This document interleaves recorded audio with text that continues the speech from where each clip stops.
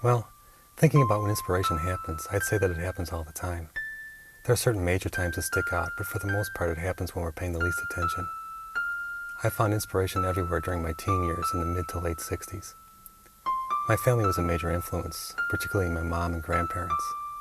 My girlfriend was instrumental in helping me figure things out. I didn't read much, but Catcher in the Rye intrigued me as a unique story, and Portrait of the Artist introduced me to a stream of consciousness way of life.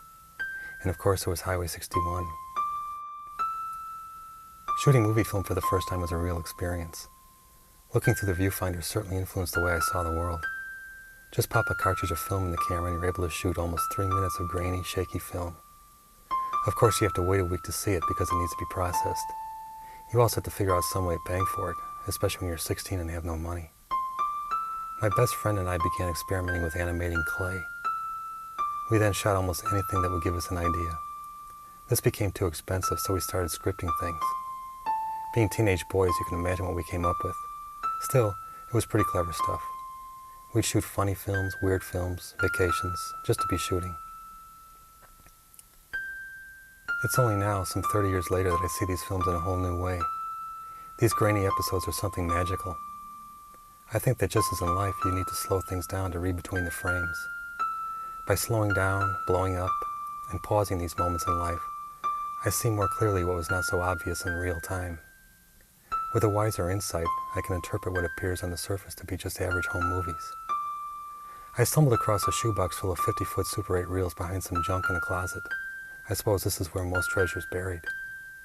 When you take time to step back and observe, you begin to see more than face value. I stepped back 30 years, and when I saw these films again, it was like seeing them for the first time. I saw artistic inspiration, humor, and love. I also began to put the pieces together in a completely different way. For instance, our family trip to the Lincoln Memorial. We visited Washington, D.C. when my mom was about to have my sister. I remember I was very impressed with the overwhelming scale and humanity of the memorial. The sculptor, Daniel French, had a deaf child who understood sign language.